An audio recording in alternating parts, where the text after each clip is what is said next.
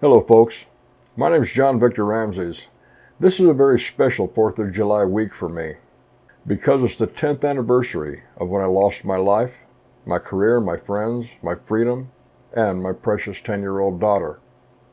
It's also the week that I learned the true value of our U.S. Constitution and Bill of Rights, which, like many other Americans, I had simply taken for granted up until that terrible week. And this is the most important flag I have ever held. I spent 7 years unlawfully imprisoned in Australia, a country that has never provided a Bill of Rights for its citizens and refuses to grant any Bill of Rights. I have many videos up here elaborating on the unlawful trial and incarceration, so I won't get into that here. But in a nutshell, I was falsely accused of a crime, sent to jail with no investigation whatsoever. I was never provided a lawyer. There is no right to a lawyer in Australia. When I had demanded my rights after arrest, the officer would laugh and make jokes like, "You watch too much American TV," or, "If you wanted rights, you should have stayed in America." It was sickening and maddening to hear that from an Australian. But Australia during that era had become very anti-American. I was not even provided a lawyer for trial, and the U.S. consulate refused to get involved in spite of my plea after plea for help. So I stood alone in that terrible trial for 5 grueling days without a lawyer and with zero legal knowledge and zero support.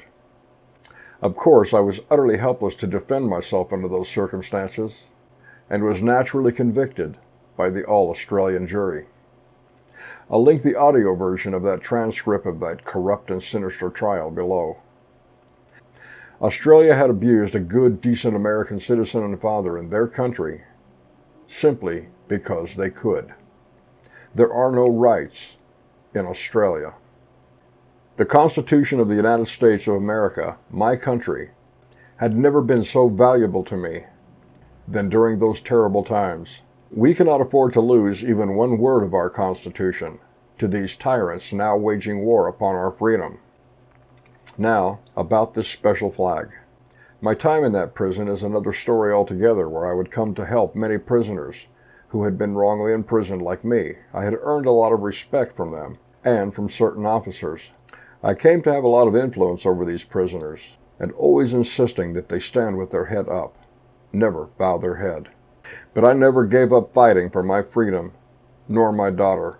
On March 28, 2012, just a few months after being unlawfully convicted and wrongly imprisoned, I planned a very dangerous and lone plea for help from the roof of the prison in hopes of getting media attention on what Western Australia had done to an American citizen. Among the items I had taken to the roof with me that day was a hand-painted American flag, which I had secretly painted in my cell during the night so the prison officers could not see it. I had previously asked if I could have a small American flag and a copy of my country's Constitution, but my request was rejected. An officer later told me that they didn't want any influences such as the American Constitution that might incite prisoners to begin demanding rights. Australia likes things just the way they are. I knew that attempting to climb to the roof of the prison was dangerous, and there was a reasonable possibility that I might die attempting to get to the roof.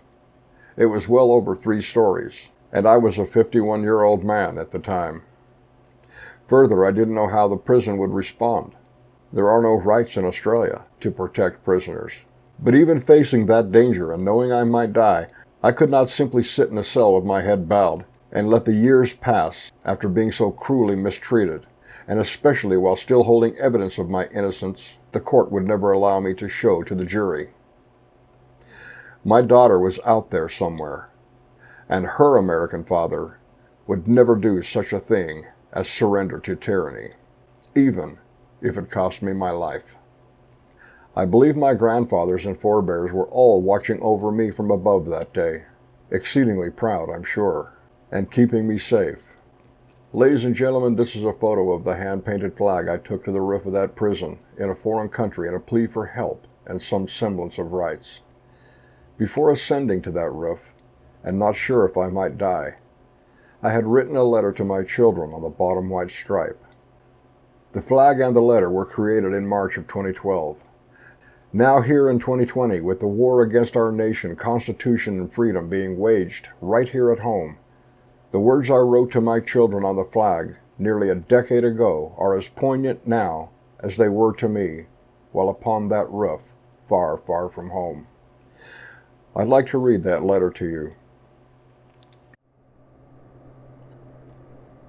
Dear children, Joshua, Sarah, and Amanraya, this flag, the symbol of the United States of America, was hand-painted by me, your father, in Acacia Prison, Western Australia, March 11, 2012.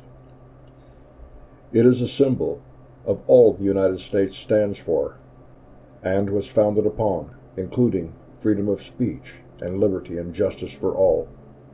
It is the symbol of we born of the American spirit, that we will never bow our heads to injustice, nor tolerate injustice in the world, where we can fight it. Here in Australia, far from home, I have experienced firsthand these types of injustices, prejudice, and cruelty our founding fathers had fought to become independent from over 200 years ago in 1776. I am in this prison today due to those injustices and prejudice, silenced, and for crimes I did not commit.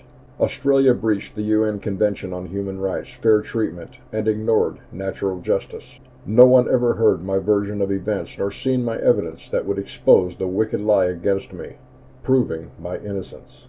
This flag I now carry during my stand against this injustice, this ignorant cruelty and bias. This flag I now carry during my stand for you, my children. Amanraya, while you were born in Australia, you are the daughter of an American father, and your heart and spirit is your father's heart and spirit. You are not the subject of a distant crown. This flag is as much your symbol as it is for your brother and sister in America, a symbol whose essence and beliefs were born into you from me. Live life as such, proud, strong, and with integrity. Never bow your head to injustice. Never hang your head when false witness is made against you. Never forget who you are. My daughter.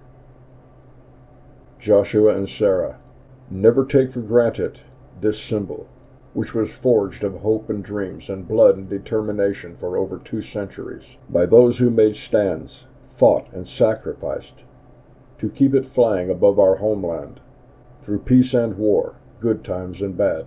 Treat it as you would yourselves, for you and this flag are one and the same, American. You are my children, the continuation of all that I am, all our ancestors were and are within you, the continuation of our never-ending story. Love, Dad, somewhere over the rainbow, in a land called Oz.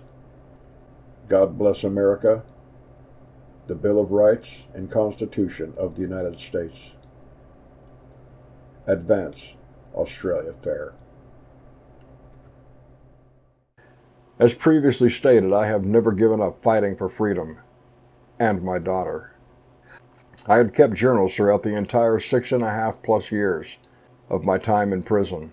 I wrote many letters home and letters to my daughter that my parents have kept for her. One letter that I wrote was regarding the 4th of July. I'd like to read that to you now. 4th of July, 2014, Independence Day. From Acacia Prison, Western Australia. To my family. Today is the 4th of July in my home country of America. It is a day of carnivals and fireworks, barbecues, and family outings. A day when our entire country, from sea to shining sea, participates as one in the celebration of America's independence as a nation. And see how far we have come since those ancient battlefields, from the signing of our Declaration of Independence, our Constitution, and envied Bill of Rights. I want you, my family, to take a moment and remember what this day is truly about. the sacrifice of our forebears through world wars to establish and preserve the values, principles, and ideology upon which our country, America, was founded on and hard fought for, both on our own soil and abroad, and what it means as a result to be American, who we are as a family.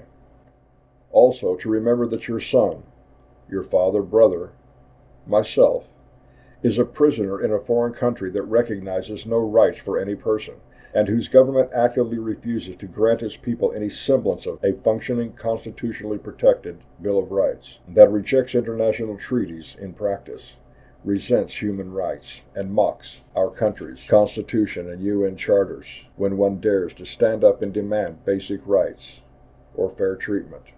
This you have come to know well of in the past 4 years. Like Peter Greste in Egypt, and so many others around the world, I am not a convict of a crime, but a hostage to injustice, of those primitive mindsets who despise human rights and actively seek to quell any voice attempting to seek such rights. But this is not Egypt, nor Iran, nor some third world country. This is Australia. And remember too your granddaughter, my precious daughter, who like her father is kept hostage from you, from me, and from the truth, and also from the influence of our American values and ideology. But she will know these things in time, and who her father is, or perhaps was, as an American father and man. She will know her father as a fighter who fought for her, for freedom and justice, and never gave up against overwhelming odds against him. So as this day closes for you in my home country, far on the opposite side of the world, just take a moment before falling asleep to reflect on those things and what this day truly means, lest we forget. And tomorrow, strive as we always have to ensure that our values are preserved. For even in the isolation of this remote prison, I endeavor tirelessly to do the same. God bless America, and you, my family. From John Victor Ramses, Acacia Prison, Western Australia, July 4, 2014. There's no place like home. Our home. America. This is my father's flag. Faded and time-worn, but still strong, which hung for 30 years from the porch of the house I was raised in. In 2016, when Trump became president, Dad finally bought a new, fresh flag for a new era in America. Now I keep the old flag on my wall where I can see it every single day. Look, folks, what I experienced in Australia 1 decade ago will become America if we don't stand and fight. Not one American will have rights, just as in Australia and many other countries. House arrest will be commonplace. Freedom will be a forbidden word. No barbecues, no Christmas, no holidays, no family gatherings, no family at all, no grandparents, no children except what they create. I've already been where America is now heading. Look, people, we are at war, and we must realize we are at war. If America falls, if our Constitution and Bill of Rights are taken away, if 1776 is erased from history and from memory, there will be no nation left in the world to save us or anyone else. America must stand firm against this evil, against communism, globalism, world domination by a sick handful who have placed themselves above us and above God. This 4th of July must be celebrated and remembered for what it stands for. There are many of our fellow citizens out there now, men and women and children, who are residing in states controlled by communists, who are forbidden to step foot outside their home to celebrate and recognize the hard-fought day of independence of their own country, America. They are unlawfully under house arrest. Those American citizens do not reside in a different nation.